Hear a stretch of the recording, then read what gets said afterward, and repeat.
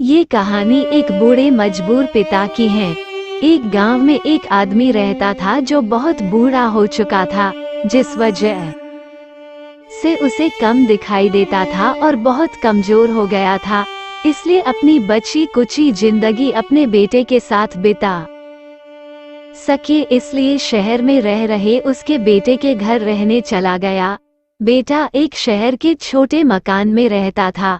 मकान तो उसका छोटा था, लेकिन उसके अंदर जो चीजें थी वह महंगी थी।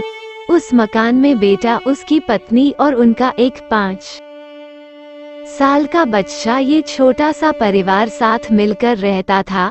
बूढ़े पिता के आने से उनके परिवार का एक सदस्य और बढ़ गया। ये पूरा परिवार रोज सुबह शाम डाइनिंग टेबल पर साथ में खाना खाया करता।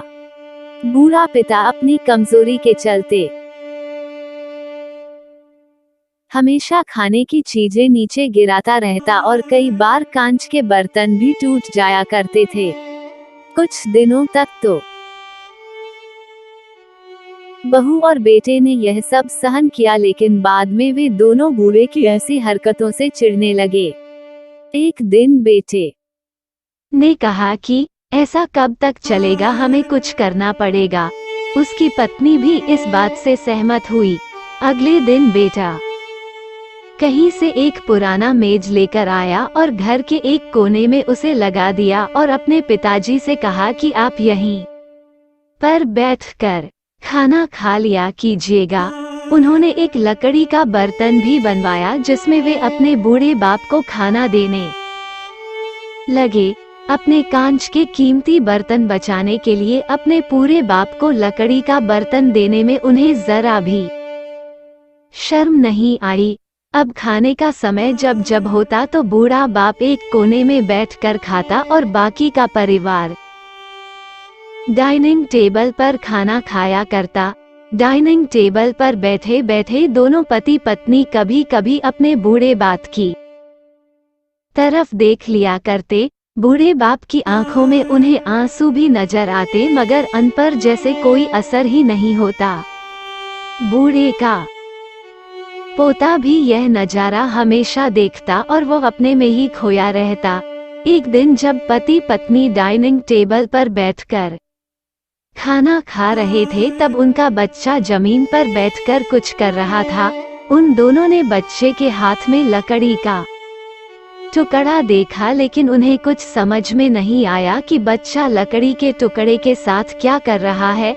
जब बच्चे के पिता ने उसे पूछा कि बेटा आओ खाना खा लो, तुम नीचे बैठकर क्या कर रहे हो, तब बच्चे ने भोलेपन से कहा, अरे मम्मी पापा, मैं आप दोनों के लिए लकड़ी का बर्तन बना रहा हूँ ताकि आप लोगों को जब आप बूढ़े हो जा तो दिन में खाना दे सकूं। अपने नादान बेटे द्वारा दी गई यह सहज बात दोनों के दिल में तीर की तरह उतर गई। दोनों एक दूसरे का चेहरा निहारने लगे। बिना कुछ कहे ही दोनों की आंखों में पानी आ गया और उन्हें अपने भविष्य की किताब अपने आपको के सामने खुलती हुई नजर आई। उन्हें समझने में ज्यादा देर नहीं लगी कि अब उन्हें आगे क्या करना पड़ेगा। अगले दिन कमरे के कोने से वो पुराना मेज हट गया और अब बूढ़ा पिता और बाकी का परिवार साथ में मिलकर फिर से खाना खाने लगे। बूढ़े की कमजोरी की वजह से हो रही गलतियां भी अब किसी को नहीं चिढ़ाती थी। अगर आपको इस वीडियो से थोड़ी भी नॉलेज मिली होगी तो इस वीडियो को लाइक और चैनल को सब्सक्राइब जरूर करें और कमेंट में जय हिंद लिखना न भूली।